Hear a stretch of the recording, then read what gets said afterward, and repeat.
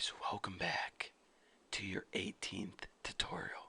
Shh, shh. Close your eyes. Everyone, close your eyes and imagine that you're making a computer program. And imagine that you're making a computer program where the user has to enter a name of a girl, like Taylor or Natalie or Ashley or Rebecca. And depending on what name they enter, it gives them a custom response, like, ooh, you love Natalie, or Ashley likes you too, or something like that. So let's go ahead and try to make this. Well, the first thing we need is a variable named, we'll just name it girl, and we'll set it equal to, set it Natalie, since Natalie Portman is my dream girl.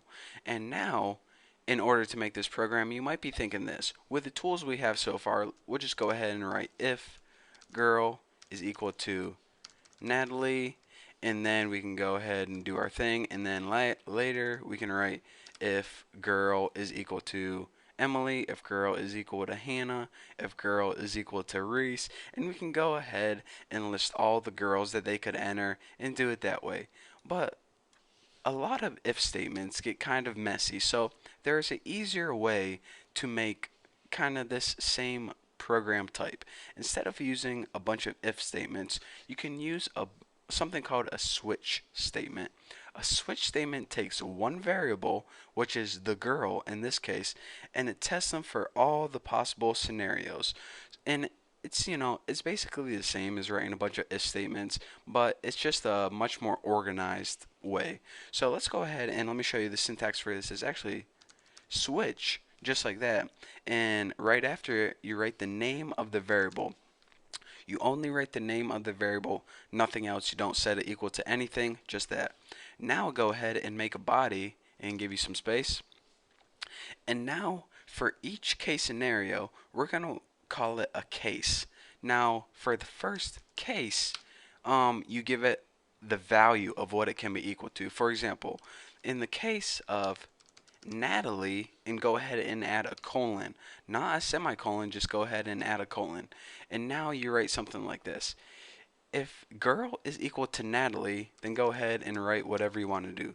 Document, write, you must like Garden State, because that's my favorite movie with Natalie Portman, believe it or not. And then after you're done executing the code, you go ahead and write the word break, and I'll tell you why later. So now we already have a case scenario for Natalie, and this is basically the syntax of what we're going to do for all the case scenarios. So let's go ahead and copy that. Copy, paste.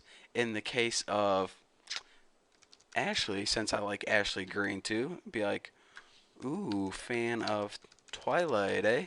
With a question mark.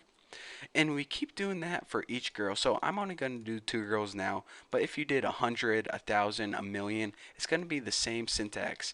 You write your switch in the variable that you want to test, and in the body, write case with a colon, the code with a semicolon, and break at the end. Now, I guess I can do this. The reason that you have break is this. Say you have a list of like 50 girls.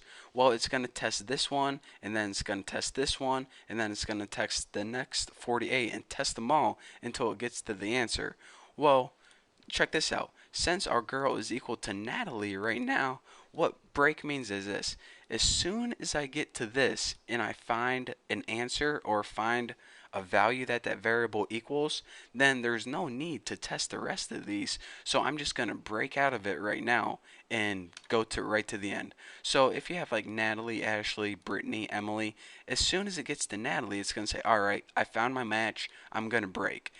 If you didn't have that break, it's going to go continue testing the rest of your stuff, and it's just going to cause a mess. Why would you want to make your computer test the rest of your answers when you already found your answer? It doesn't make sense. So that's what that little break word means. So you're saying, alright, let's go ahead and run this by default and see what we like. You must like Garden State. Alright, so as predicted, this program worked perfectly. But what if we have a name like Emily, and we go ahead and save this and run and see what happens? Well, nothing runs because we only had a choice for Natalie and Ashley. Well, there are a lot of names that people can enter that probably aren't going to be in this list. And probably, names that are one of a kind no one ever heard of. So, if you want to give your switch a default statement that says, all right, I'm going to first go through my list of all my options. And if I can't find a match, then I'm just going to give you a default answer. So, in order to give a default answer, here's what you do.